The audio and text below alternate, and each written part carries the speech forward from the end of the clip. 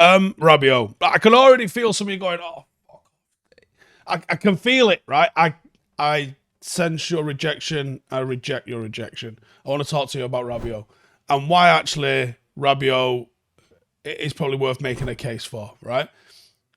Forget about £300 million summers. We're not going to have a £300 million summer. It just isn't on the cards. And in fact, I'm not even sure signing a free agent is on the cards for Manchester United. But I'm an optimist at heart, so I'm going to try and think at least that United could manage to pull off a free transfer. And the sheer mention of the name Rabiot does make people roll their eyes. And maybe the guy just needs a little bit of better PR because he's not really got a lot of great PR, has he? We spent weeks and weeks and weeks and weeks and weeks trying to sign Frenkie de Jong last year. And when Frenkie de Jong started going west, we suddenly heard the name Rabiot. And Arnautovic briefly for a minute, remember that? And everyone went, oh, fuck, no, BA. And then we signed Casemiro and all the Rabiot stuff stopped. Now, to be fair, last season, given the choice out of Casemiro and Rabiot, there is no choice as far as I'm concerned. It's Casemiro all day long. But we do need someone that could fill in. And we need someone that's going to do a bit more shuttling of an 8, especially if Scott McTominay moves on. Last year, Rabiot had just come off the back of a hugely disappointing, underwhelming season at Juventus. He got no goals, he got 2 assists. And he also didn't have a very good season just in general. Forget about the numbers. There was also his mother, Veronica, who's by all accounts a fucking nightmare. But things seem to be different. He's just come on the back of being one of Juventus' very, very best players this season. Was paramount to how well France did. Narrow penalty shootout loss in the World Cup. And with the way we're fanning about over transfers, I don't think we can look a free agent. I don't think we can overlook him. I think you've got to take what you can get, and Rabiot adds something to this squad. Now, I don't think take his mum out of it, right? She ain't playing for us. She might be a problem, but she ain't playing for us. We all overlooked the actual quality Rabiot's got. Is he better than Fred McTominay? Yeah. Right? No one's going to argue with you about that. Some people might even say that he's not too far off Casemiro. I'm not one that subscribes to that, but there will be people who tell you this. He usually plays as an 8. He can play a little bit deeper. He could play as the second 8 in a pivot of 2 6s, essentially. Certainly do what Eriksen has done for us this season and be better at it as well. He is a very, very strong central midfielder. He's got experience playing at the top, number of years at both PSG and Juventus. He has got excellent ball control, a very good range of passing. He would add stability and experience to the core of a team, and he works hard. He is aggressive. There is character to his game. Now, sometimes that might go over the top. Sometimes it might not. But 28 years of age, there is a player here that would be a fantastic option for us, and he's free. Are you, dear listener, a passionate football fan looking for a one-stop destination for all your football needs? Then look no further than OneFootball. With a OneFootball app, you will have access to the latest news, live scores, and stats from all of your favourite teams and leagues across the world. If you're a Premier League fanatic, a La Liga enthusiast, or a Serie A supporter, then OneFootball has got you covered. Also offers personalised content tailored to your preferences. You want to follow a specific team? You can do that. Receive notifications on upcoming fixtures, live match updates, check the team news out there. You can even check out highlights from the last game on there. OneFootball's got you covered with video highlights, post-match analysis, but it's not all.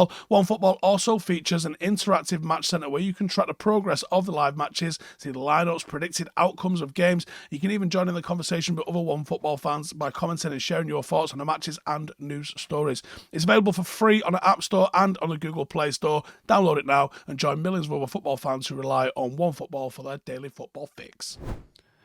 He's won 7 league titles in his career so far. Like, how many of them are fucking PSG? Or you might have a point. But he's in form at the moment as well. He's just come on the back of a phenomenal season.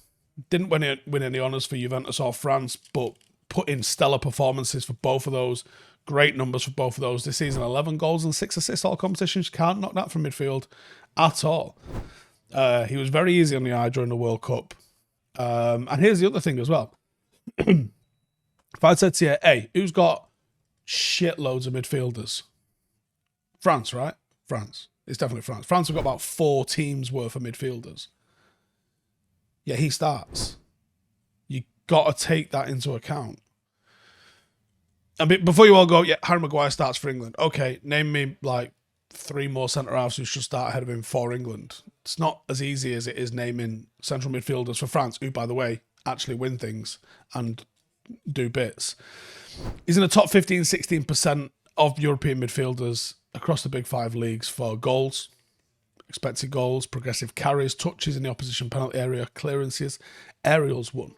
He can attack, he can defend, and he's free. The impact Eriksen had on us this season as a free agent, I don't see why Rabiot couldn't have a similar sort of effect. And you'd see a really, like Eriksen, a real quality technical footballer. And it means that you could get, if you get Mount, you're going to add 2 more midfielders and really make that a strong point of Manchester United's squad.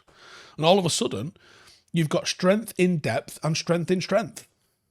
Bruno, Eriksen, Casemiro, Mount, Rabiot, and probably Fred left over still.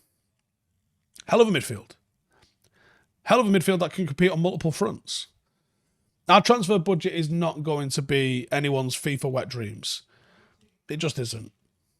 And I think you've really got to start looking at some different free agents. And I think last season, we were so desperate for a Casemiro-style player that when we thought it might be Rabiot and we were paying money for him, everyone was like, no, fuck you, mate.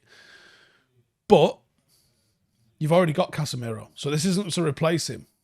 This is to supplement him. And this is on the back of a fantastic season. And I'm going to be honest with you, with what we have now, seeing how Brighton and Manchester City outworked us in midfield, that doesn't happen when you can play Rabiot and Casemiro next to each other. Fred and McTominay are pretty solid options, but they're lower end Premier League in terms of quality. Rabiot has quality. He's going to cut about the place, but he's also going to do something when he gets on the ball as well. He's a talented midfielder, can play in several different positions. He's pretty comfortable in a holding role as well. Can also be a bit box-to-box and energetic. And there's a frame on him as well. He's a big lad. He's a big, powerful lad. And I think the versatility and that sort of aggression coupled with the quality and experience, I think something there. And the other thing is Ten Hag is clearly interested in him. I don't think Ten Hag goes for 2 bites of the cherry for someone that he was only a little bit opportunistic with. I think he goes in there twice because he sees something in him. You don't want to play that the manager's unsure of. And I think conversely, you do want a player if the manager is sure of him. So it's been on Ten Hag's radar even when he was playing shit, and look at him now. I think wrap it up by saying, look, is there worries with him? Yes. His temper, potentially a problem. But I like bad-tempered players, so it's not a problem for me. It reportedly fell out with managers at PSG in the past, and that might be legitimate. That might be because there's been things done ahead of those managers where they've made him sit on the bench ahead of so-called bigger names. I think that's the sort of fuckery that goes on at PSG. He might get it from his mother. Sometimes decision-making can be a bit poor. He can do the reckless a little bit. He's not going to be 100 passes a game, 2 yard. He's going to try and make things happen, which you can see that as a positive or a negative. Do you miss out on other targets? Is there his wage budget something that would take up somebody else's because he wouldn't come for minimum wage? But what do you guys think? Do you rate him? Has his attitude or temper problems been overplayed somewhat? Is he too short term? Or is he a good signing? Let me know in the comments. See you in the next one. Hey, thank you for watching the video. If you are new around these parts, then don't forget to subscribe. My channel is proudly supported by my community on Patreon. If you'd like to get a little bit of extra content, a Discord group, meetups, 5-a-side games, weekly podcasts, behind the scenes, and even an occasional bit of transfer news as and when I get it, then for the price of a pint, you can show your appreciation for the content that we make and get some goodies for doing so as well. Check the link in the description or click the button right here. You'll also find all of my socials here too if you want to follow me on any of those platforms. Nice one.